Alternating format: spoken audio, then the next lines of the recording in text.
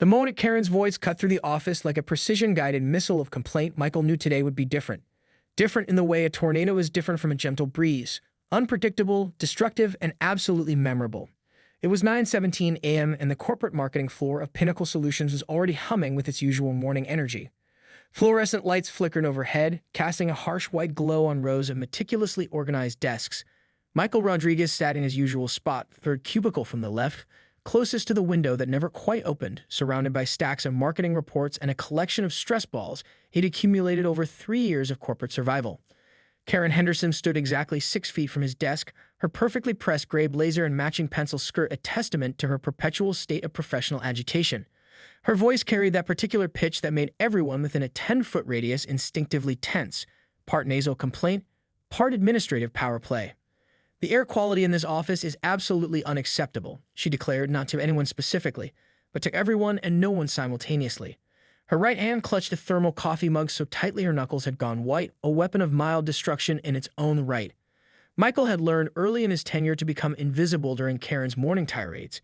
She was the office's self-appointed environmental manager, quality control inspector, and unofficial morale demolition expert. Her previous complaints had resulted in 3 different water filter replacements, a complete reorganization of the recycling system, and the relocation of poor Sandra from accounting, who had committed the unforgivable sin of wearing a perfume Karen deemed environmentally disruptive. But today was different. Today, something inside Michael, perhaps years of suppressed creativity, or maybe just a dangerous cocktail of caffeine and mild workplace resentment, began to simmer. Karen continued her monologue. "The ventilation system is clearly compromised. I can taste the staleness. It's affecting our productivity, our health, our very existence." Her dramatic pause would have been impressive in community theater. Michael's fingers, typically reserved for typing marketing proposals and expense reports, now twitched with an unusual energy. He'd always been the quiet one, competent, reliable, rarely making waves. His performance reviews consistently described him as steady and dependable. Words that were professional compliments but felt suspiciously close to forgettable. A plan began to form. Not a malicious plan, not even a particularly well-thought-out plan, but a plan that would transform this monotonous Tuesday into something else entirely. Something that would make Karen, and everyone else in the office, remember this day. He glanced at his computer screen, then at the collection of stress balls.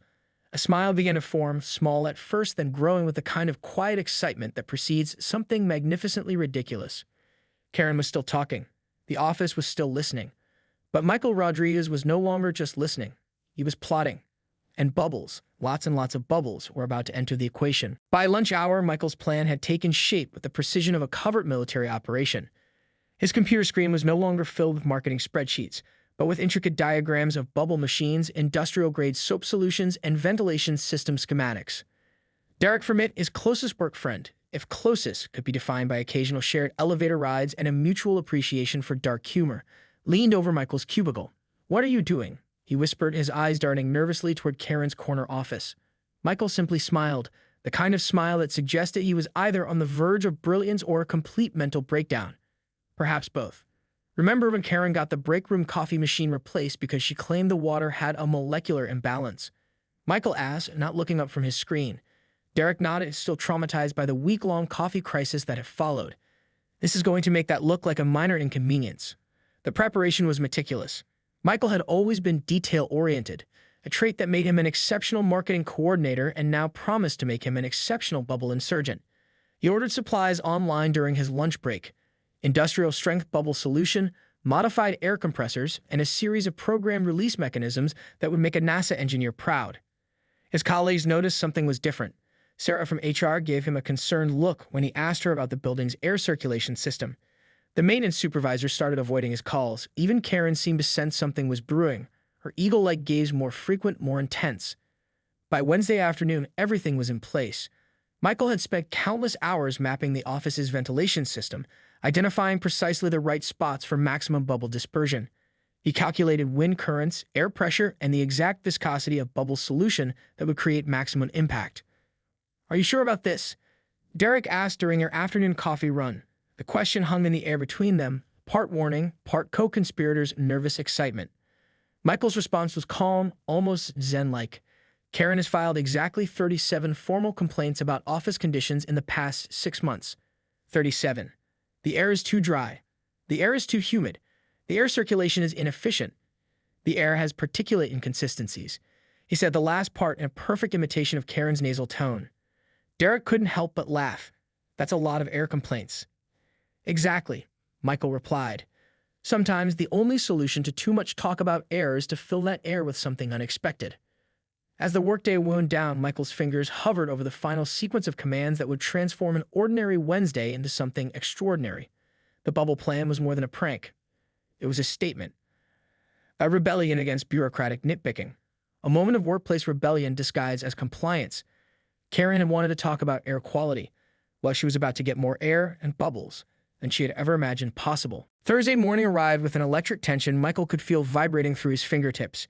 He'd spent the previous night making final adjustments to his elaborate bubble deployment system, a network of modified air vents, carefully calibrated compressors, and strategically placed release points that would transform the office into an unexpected wonderland.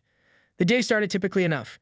Karen arrived precisely at 8:45 a.m., her sensible heels clicking against the linoleum floor like a metronome of corporate disapproval. She was carrying her usual thermal mug and a thick binder labeled Q4 Environmental Assessment, which Michael knew would contain at least 17 different complaints about workplace atmospheric conditions. What Karen didn't know was that Michael had spent weeks studying the building's HVAC system. He befriended Miguel, the night maintenance worker, with carefully placed conversations and the occasional coffee. Miguel had unwittingly provided the final piece of Michael's plan, access codes to the central air management system, and a detailed map of every ventilation shaft. At 9:23 a.m., exactly the time Karen typically began her morning environmental critique, Michael initiated the first phase of Operation Bubble Bombardment. It started subtly. A few bubbles drifted from the vent near the copy machine. They were large, iridescent, moving with a deliberate grace that seemed almost intelligent. Sandra from accounting noticed first, her eyes widening as a perfectly formed bubble landed on her spreadsheet, leaving a small, glistening mark before popping silently. Derek caught Michael's eye and gave an almost imperceptible nod.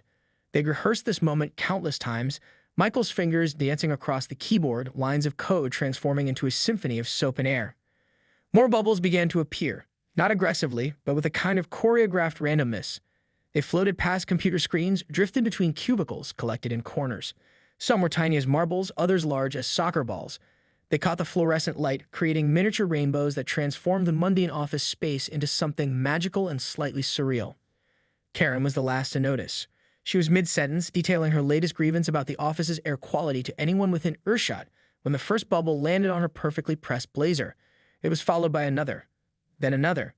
The transformation was remarkable. The professional, sterile environment dissolved into a landscape of floating, shimmering spheres. Bubbles accumulated on floors, desks, computer keyboards. They nestled into potted plants, balanced on the edges of coffee mugs, drifted lazily through the open office space. What is happening? Karen's voice rose an octave, her trademark complaint tone now tinged with genuine confusion. Michael watched, a study in professional composure. To any casual observer, he looked like he was working diligently, occasionally glancing up with the same bemused expression as his colleagues, but his right hand never strayed far from the keyboard, continuing to orchestrate the bubble symphony. The bubbles kept coming, slow at first, then with increasing frequency. They weren't aggressive. They were playful, transformative. Each one a silent protest against Karen's relentless negativity, each bubble a statement of unexpected joy. By 10 o'clock a.m., the office had become something between a child's wonderland and a corporate fever dream. And Michael Rodriguez, marketing coordinator and bubble mastermind, was at the center of it all, calm, collected, and waiting for Karen's inevitable response. The bubble invasion reached critical mass at 10:17 a.m. What had begun as a controlled, almost artistic dispersal had transformed into a full-scale soap sphere insurgency. Bubbles now covered every surface of the marketing floor, creating a landscape that was part Dr. Seuss, part corporate nightmare. Sarah from Human Resources was the first to crack. Her professional demeanor dissolved faster than the bubbles surrounding her. She began to laugh, not a polite office chuckle, but a full-bodied, tear-inducing guffaw that echoed through the bubble-filled space. Her laughter was infectious. Suddenly, the entire floor was a cacophony of unexpected joy. Except for Karen. Karen Henderson stood in the epicenter of the bubble storm, her perfectly coiffed hair now adorned with a constellation of iridescent spheres. Her thermal coffee mug was half submerged in a growing pile of bubbles. Her meticulously pressed blazer now sported a constellation of soap-film rainbows. "This is a violation," she declared, her voice rising above the collective laughter. "A complete and total violation of workplace protocols." Michael watched her with the calm of a general observing a perfectly executed military strategy. He had anticipated her reaction with the same precision he planned the bubble deployment. Each bubble that landed on her was a silent testament to his carefully crafted revenge. The building's management began to respond. First, a confused maintenance worker peered through the glass doors, then the floor manager, then someone from corporate compliance. Each new arrival was greeted by a wave of bubbles that seemed to have a mind of their own, floating, drifting, multiplying with an almost sentient persistence. Derek sidled up to Michael, whispering, "How are you controlling this?" Michael's fingers never stopped moving across the keyboard. A slight smile played on his lips. "Algorithms," he muttered, "and a very sophisticated understanding of fluid dynamics." By 11 o'clock a.m., the bubble situation had become impossible to ignore. The marketing floor looked like a soap-filled snow globe. Computers were barely visible beneath the growing bubble landscape. Staplers, coffee mugs, and family photos peeked out from beneath layers of translucent spheres. Karen's complaints had reached a fever pitch. "This is a health hazard," she screamed, a bubble dramatically popping on her nose as if to punctuate her point. "I demand an immediate investigation." Little did she know, Michael had already sent an encrypted email to the building's management, a meticulously documented report about air quality, ventilation inefficiencies, and the scientific principles behind his bubble demonstration. It was a masterpiece of passive-aggressive documentation, couched in the language of corporate compliance and environmental analysis. The bubbles kept coming. Some employees had started to play, catching bubbles on their fingers, creating bubble towers on their desks. What had started as Michael's elaborate revenge was quickly becoming an impromptu office celebration. Karen remained the only island of resistance in a sea of soapy rebellion. Michael watched her, his fingers still dancing across the keyboard. The bubble machine, if one could call his sophisticated network of modified air vents and programmed release mechanisms a machine, showed no signs of slowing down. Sometimes, he muttered to himself, "You have to fight bureaucracy with beauty."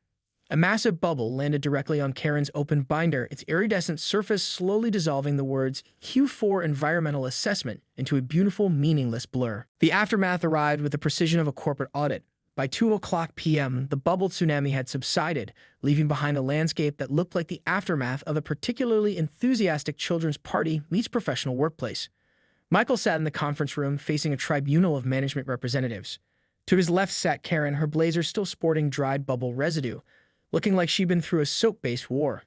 To his right, Derek offered silent moral support, while Sarah from HR maintained a heroic attempt to suppress her lingering giggles. "Mr. Rodriguez," began Richard Thompson, the Senior Vice President of Operations, "would you care to explain the incident?" Michael had prepared for this moment with the same meticulous planning he'd applied to his bubble deployment. He pulled out a thick, meticulously organized binder, a direct parody of Karen's own documentation style. "For the past 6 months," Michael began, his voice calm and professional, "our office has been subject to repeated complaints about air quality, ventilation efficiency, and environmental conditions." He looked directly at Karen. "My demonstration was, in fact, a comprehensive analysis of air circulation patterns and workplace environmental responsiveness." Karen's face turned a shade of red that clashed magnificently with her bubble-stained blazer. The VP raised an eyebrow. Michael continued, sliding a series of documents across the table. Detailed charts showed air circulation patterns, bubble dispersion rates, and a surprisingly scientific breakdown of the bubble incident. He had transformed his act of rebellion into a data-driven presentation that would make any corporate analyst proud. "The bubbles," Michael explained, "were a controlled experiment demonstrating the complex interactions between air movement, particulate distribution, and workplace morale." He clicked a button, bringing up a slide showing employee engagement levels spiking during the bubble event. Sarah could no longer contain herself. A laugh escaped, followed by another from Derek. Even the VP's stern expression began to crack. Karen, however, was not amused. "This is completely unprofessional," she sputtered. "He turned our entire floor into a children's playground." Michael's final slide revealed something unexpected. Employee satisfaction surveys from the past 6 months, meticulously color-coded, showed a direct correlation between Karen's complaint frequency and workplace dissatisfaction. The data was irrefutable, the presentation immaculate. In essence, Michael concluded the bubble incident was a practical demonstration of how rigid adherence to perceived environmental perfection can actually decrease workplace productivity and employee satisfaction. Silence filled the room. Karen opened her mouth and closed it. The VP leaned back, a mixture of confusion and grudging respect crossing his face. "Mr. Rodriguez," Richard Thompson finally said, "I believe we need to discuss your innovative approach to workplace analysis." Derek caught Michael's eye and winked. Sarah bit her lip to prevent another burst of laughter. Karen, for the first time in anyone's memory, appeared to be completely speechless. Her meticulously prepared complaint binder sat unopened. The dried bubble marks a silent testament to Michael's triumph. As the conference room door opened, the faint, lingering scent of soap and possibility hung in the air, a reminder that sometimes rebellion comes in the most unexpected forms.